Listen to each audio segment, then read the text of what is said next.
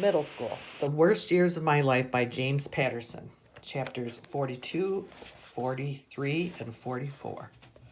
Chapter 42, Ho, Ho, Ho. So here's Christmas.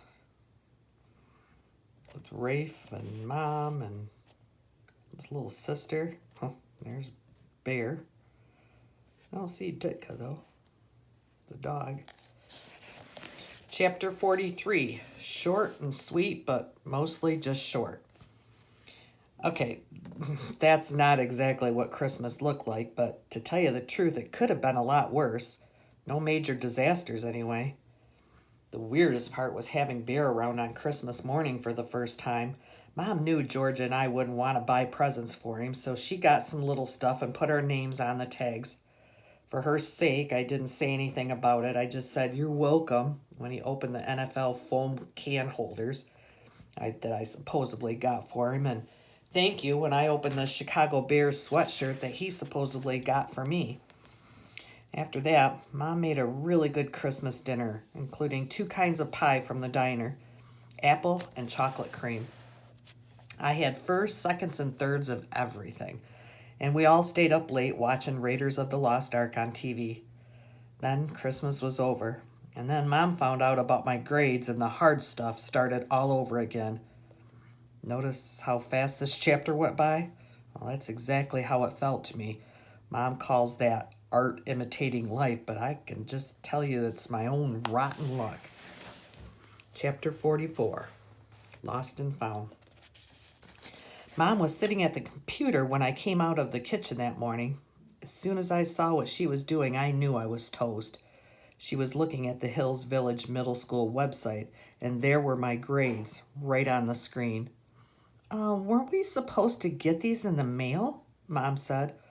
I think so," I said, trying not to panic or sound like someone who had burned his own report card in a ditch somewhere.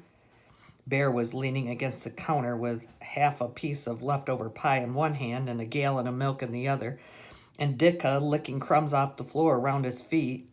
"Yeah, nice grade, Squirt," he said. "These aren't too good, honey," Mom said. "What happened?" It was another one of those questions without any good answers.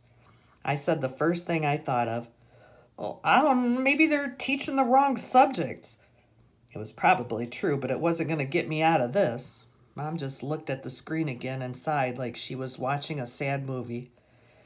"Well, in any case," she said, "we can't let these slide." "Yeah, in other words," Bear butted in, "your mother's been way too easy on you for too long. These days are over." "That's not what I meant," Mom said, but Bear kept yapping. "So here's what's gonna happen. Once you're back in school, you're gonna come straight home every day. Then you're going to do your homework before anything else, and I'm gonna check it to make sure that you did." "What?" I said. "'Fraid so, little man." "Forget it," I said. "You're not my teacher, and you're not my father, okay?" This was way over the line, even for Bear.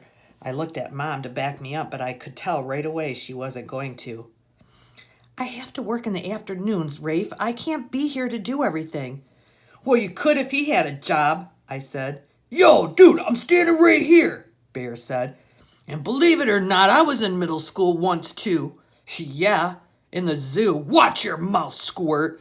"Yeah, and that's another thing," I said. "Don't call me Squirt." "Well, you don't tell me what to do," Bear growled. "Squirt." I felt like I wanted to explode, but Mom got there first. She threw her hands up in the air and yelled something that sounded like, "Ah!" And then she said, "Can't you two ever have a normal conversation? Just once?" "Well, talk to him," Bear said. "That kid's impossible." He took the last piece of pie out of the tray and shoved the whole thing into his mouth. Mom got up and threw open the fridge. "You know what? You two are just going to have to work this out," she said. "Actually, scratch that. I don't care if you work it out or not. Rafe, this is the new arrangement. Carl will be checking your homework, and that's that." I expected her to say something else, like, "And as for you, Carl," but she didn't. She just got out some eggs and started making breakfast like nothing had happened. Like she hadn't just turned me into bear food. And I thought, I gave up my mission for you. Mom had always been the one real person I felt like I could trust. Even after Bear moved in with us, I figured she'd still be on my side when it really counted. Now I didn't know what to think anymore except, get me out of here.